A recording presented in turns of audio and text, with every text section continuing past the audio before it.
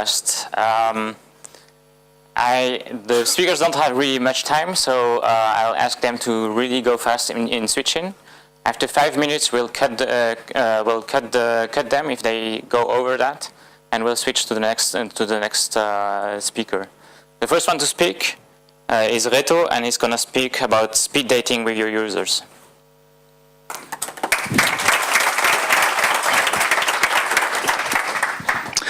Hello, everyone. Bit loud. So why do we date?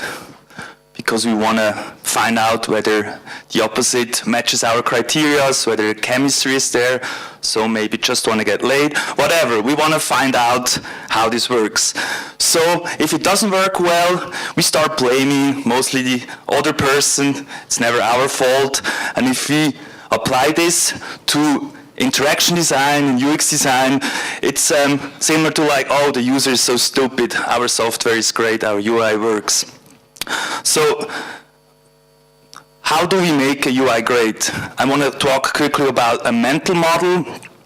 So here you can see on the left side the designer, the other side the user, and this clearly doesn't work. These puzzle pieces don't fit together. So the designer didn't understand the mental model of a user. This works. So that means the designer really thought about the user, they interviewed, they tested their concept and make things fit together well. So how do you make things fit together well? Well, it's user testing. And our mantra is test early and test often. That means every design iteration, as early as possible, go out there and test your stuff with your users.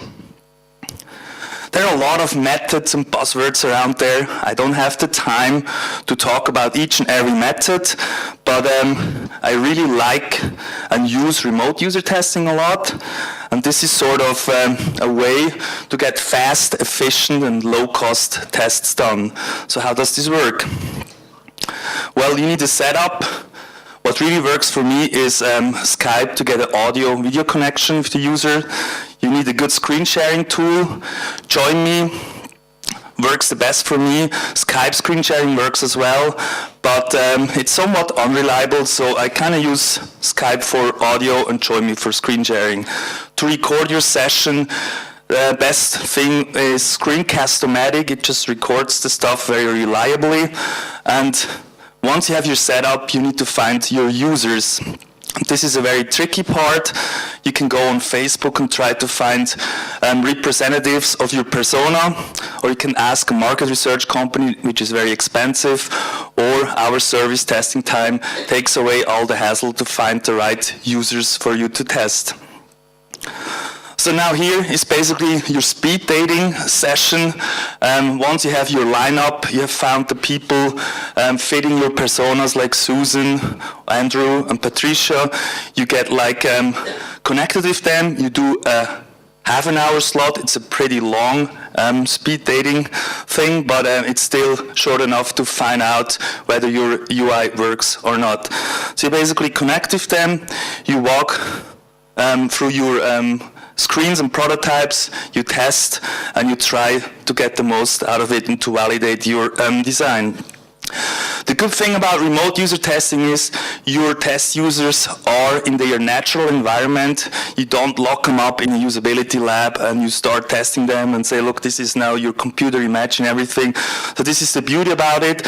And if something doesn't work or the person doesn't fit your target group, you can just close the connection and move on to the next person.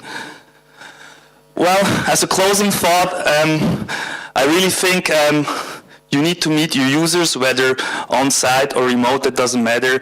But don't just design something with your own assumptions and think, well, I've put in so much time by now, I don't want to even get an honest opinion. So just go out as early as possible, test early, test often. Thank you very much.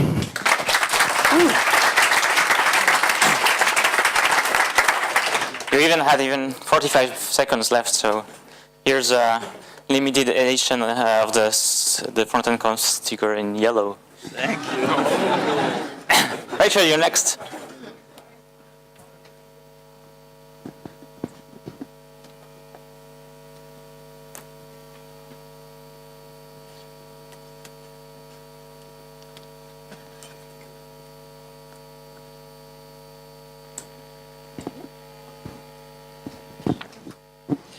thinking about it. There we go. All right. I should just start now then. Yes, the stage is yours and the counter is counting. All right. So hi there, I'm Rachel Neighbors, and today I would like to talk to you about wabi-sabi, the Japanese concept, which roughly translates over to the beauty of imperfection. Now, let's see. Let's just scoot over to a more interesting slide. So wabi-sabi stems from the Buddhist concept that everything is imperfect, incomplete, and impermanent. It's a Japanese concept, an aesthetic, a way of life that encompasses not just everything that is in this world, but probably also the beauty of character, age, what we usually in the West tend to consider ugly. Something that we got from the Greeks. There was a wonderful philosopher called, I think, Plato, who theorized that when we saw beautiful things, when we recognized beauty in animals or buildings, it was because they were shades of some archetype creature that existed in some netherworld, somewhere else. And the closer something in our world resembled this ideal, the more beautiful we said it was. And you can see that, and especially in horses, I think, which are the most perfect-looking animals in the world. They look finished. They look really close to that Platonic ideal. But this also means that we associate beauty with things being new, with things being perfect, which, of course, if something isn't new and perfect anymore, it's automatically ugly, regardless of how useful it might be or how worthy it might be of existence. You could say that this cup is chipped, or you could also say that this cup is chipped because it's so useful, it's been used a lot. Everything gets more imperfect the older the older you are, or the longer something's been around, the more imperfect it becomes. So it's inevitable. You can't escape it. And the other problem with perfection and fetishizing it is that it changes. Our standards are not constants like Plato would have us thinking they were. Beauty in the Renaissance is very different from beauty in Victoria's Secret today. So you really can't hold people up to that Platonic ideal anymore. It's a lie. It's falsitude. Now we come to this idea that everything has to be completed. If you've ever worked with artists, you know that they're always talking about, oh, it's not ready yet, it's not ready, it's not ready, it's not ready. Well, guess what? It's never ready, and it never will be ready. I mean, think about a seed, an oak seedling. I just visited my sister in Atlanta, and she had these beautiful blooming azaleas. And I looked at them and I thought, those are beautiful flowers on those bushes. But I realized that that bush was once a small seed. It was once a seedling. And then it was a green bush in the spring. And it only flowered in that summer after it had been growing for 5 years. And one day it will get old and die. So is that bush just its flower? Or was it all of those things? When is that bush complete? So we all know that our pet projects, all projects, are never complete. This is why it's more important when you hear people saying, just push it, you gotta ship. That's why it's so important to ship code, because if you keep sitting on things and waiting for them to be complete, they never will. Make it go out at 80%. Just make sure that you always ship something, and don't get hung up on whether or not something is done, because the universe has no concept of done. And lastly, everything is impermanent. You're going to die one day. Everyone is going to die. It doesn't feel like that today, but you'll get there. You'll realize it. But we all like to think that we're going to leave some lasting mark on the world, and maybe through our children. Maybe we'll do something so great that people will build a statue to honor us somewhere, and that statue will stay there until a bomb drops on it and shatters it into a million pieces, or someone knocks the nose off of it during a war. I mean, look at these guys here. These are pharaohs. They're rulers of one of the greatest, if not the greatest, most long-lived empires on the face of this planet. And we don't even know the names of these people. These were the George Washingtons, Abraham Lincolns of their day.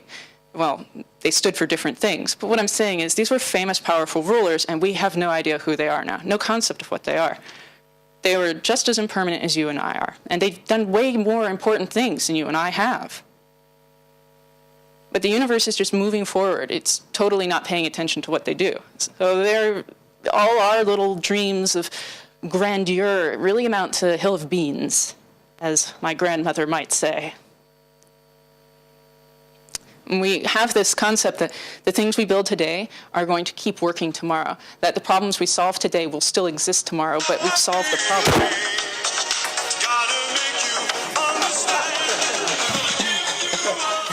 All right, I'm going to assume that's like the slow clap. All right, that said, if you must make something, is that saying I'm over? Yes. All right, so I'm going to leave on this note. There's a Shaker saying, don't make something unless it is both necessary and useful, but don't hesitate to make it beautiful as well. Thank you.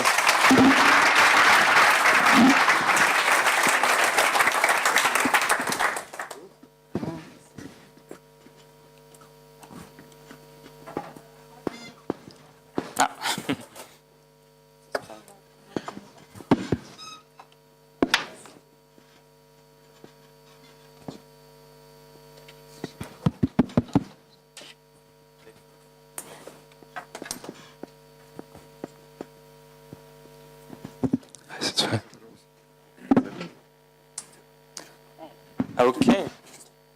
Next up is Janina. Hey, this has nothing to do anything with tech or really design or webby or whatever.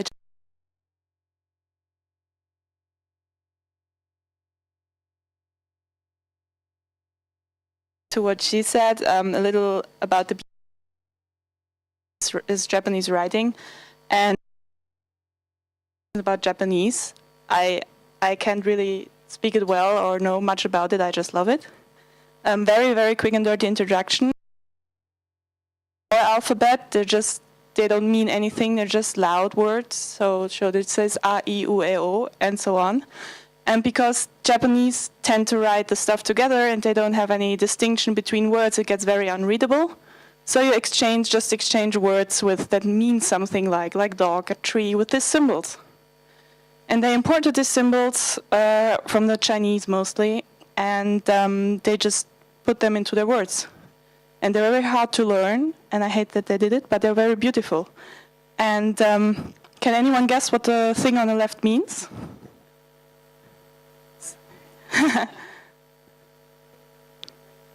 Yeah, it's rain. So I really love it because it looks like the sky and a little cloud with the raindrops in it. And it's just some of the beauty I really love to see. And what does the thing on the right mean? Yeah, really, it means snow. So there you have the rain that's just piling up on the ground, and it means snow. And I think it's really, really sweet to say I can tell a little story to just a symbol. And I like this, because the thing on the left, it looks a little like a Christmas tree, and it means tree. And if you put two of those together, it means small forest, and you put three, it means big forest. And it's really cute to see. It doesn't work with all symbols, so it's just these ones. Another one I really like is the one on the left. There's also the tree, but the little symbol means person, a person. So what does this mean? Right, it's a person leaning against a tree, so he's resting. And I don't have much time left, so I really like this one. It means cat, and I can see that because there's a little tail and his ears and the body. So I can already see that this is a cat because of its little tail. And there's stuff like this from a manga I recently read. Okay, that's the Chinese version, but don't mention it. It's just about this one. So I have this lizard thing made out of shadows. And this reads Tokage, and it means lizard. But they built the words not of the thing that means lizard, but it means of transparent shadow. So they have this meaning in the word, this double meaning. So it means lizard, but it's also describing its form. And it's just giving meaning to the things. It's really, really cool. And then lastly, there's my favorite. This means tomorrow, and you literally write it as bright day. And that's it. Have a bright day tomorrow.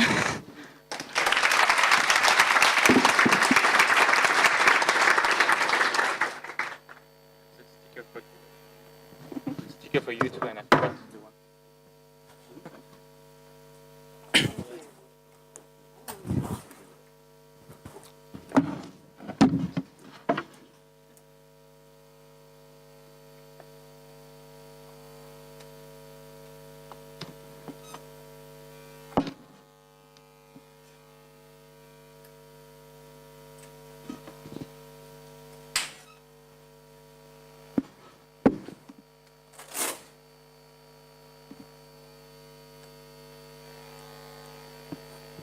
Okay, Test. ready? Yeah, so, Next hi one. everyone. To be honest, I wasn't really sure whether I should really do a lightning talk today, as I usually get pretty nervous in front of people. But then I figured if Ben Affleck can be Batman, I can probably hold a speaker conference, right? So, my name is Adrian, and I want to share a story with you guys about a blog post called Gangnam Design that I wrote about 6 weeks ago. And I got relatively good traction with it, so I thought I want to share my insights with you. I'm not even going to ask if there's anyone who said, I wonder if you still go crazy when you still dance on a table, whether you... I do admit that there were times, I'm not the only one apparently, and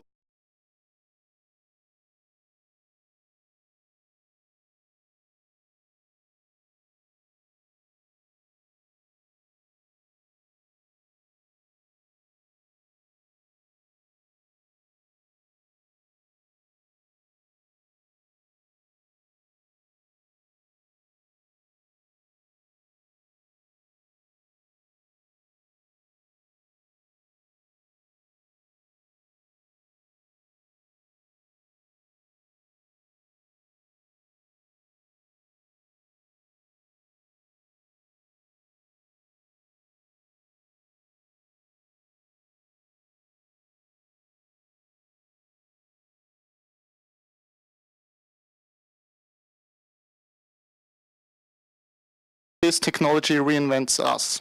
Products like smartphones didn't just change the way we see technology, it completely changed the way we embrace it in our daily lives. And there's actually a cultural change happening right now that goes far beyond technology. It's a change that makes trends and all of our surroundings become much more short-lived experiences. So what we perceive as good today might already be crappy by tomorrow. So perception is changing. Devices are changing, interactions are changing, in fact, we are changing.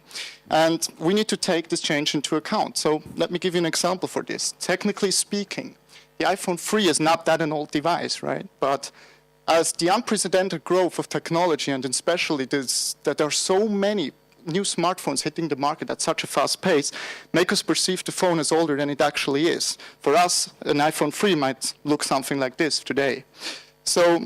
And that's basically the challenge, and we need to cope with that so we can build products that last longer than any design trends. So what is Gangnam Design in terms of web design? Well, Gangnam Design is mostly about design trends, annoying design trends actually, that have a strong connotation to the moment they become available. Let me give you an example. Parallax scrolling, for instance. Shortly after parallax scrolling was brought to the web, everyone was doing it. It was like all the cool kids were doing parallax scrolling website. And today, to me, honestly, it feels like a Korean guy sitting on a toilet. It's funny the first time you see it, but ultimately it gets just boring. And there's only one worse thing that you can do than doing a parallax scrolling website. And that's founding an agency called Parallax, which has neither parallax scrolling nor a responsive website. Another example is animated video backgrounds. I love them. Who doesn't? I mean, we have enough bandwidth at our disposition, right? And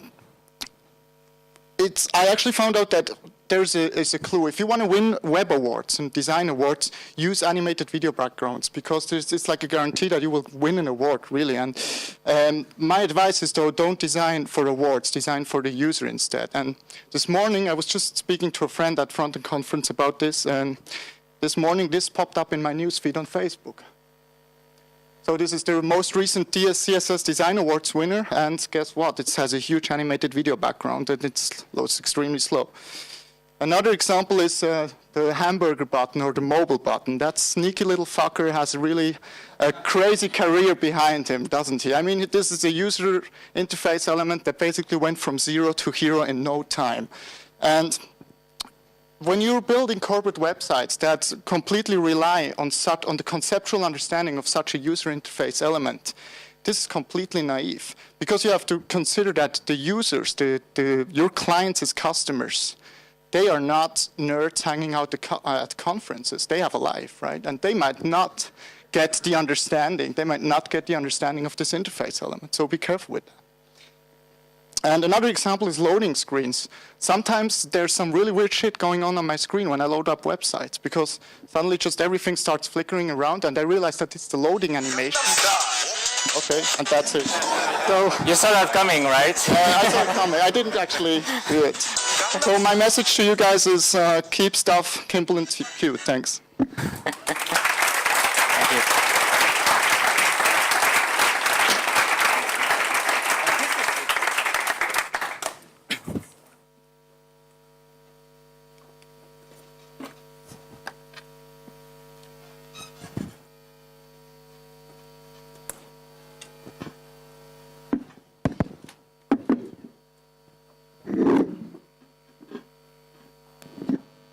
So hello everybody. I have a slight cold, so my voice is a bit rough. What I want to tell you about is like dynamic storytelling is something I've been playing around for a long time. Is which go a bit beyond of print. I think print creative processes in our know better actually, because they're. And I think one thing that I often how we generate content, who takes all the information, and he decides what's important, and he decides what the user is going to get. And sometimes his taste and the taste of the user are just not the same. So I think if you look at this example, this is a hero of mine, Anna Cox. She made this story where you show the jobless rate of America, but you can put in your own demography.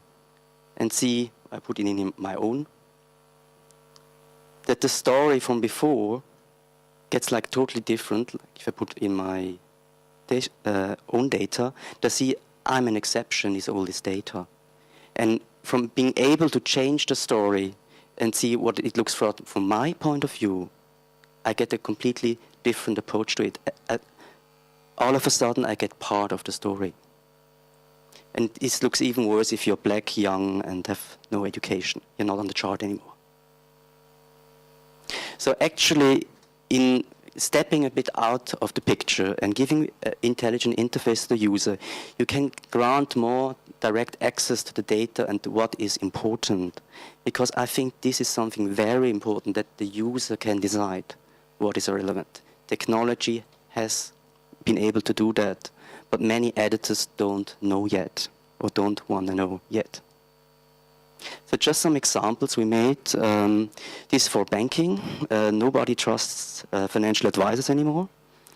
So we made a little tool that the advisor can ask some questions and then see what would the client bought otherwise, and then you produce proof that your product is better than the other one, and not just a smile and some marketing blah blah.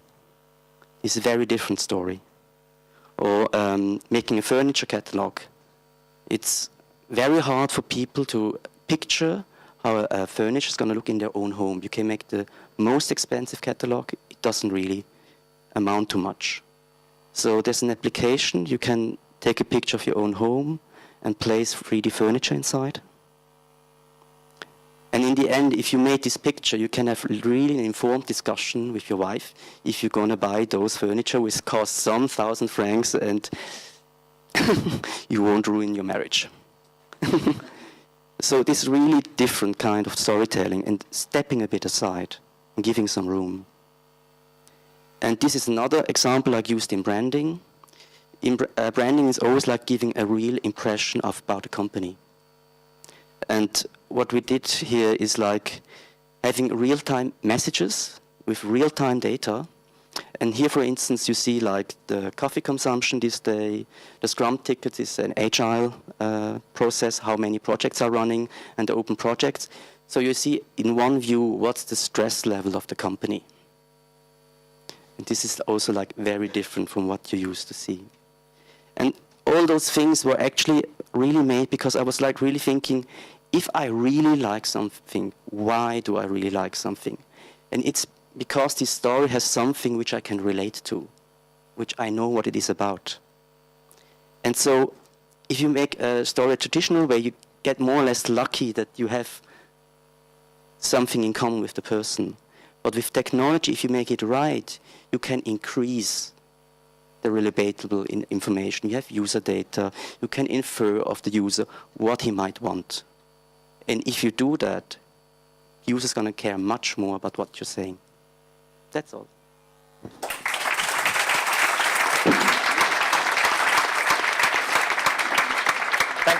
Thank you, Alain. Here's your sugar. I didn't have even the chance to play the last song. So now we have 5 minutes break. Don't move.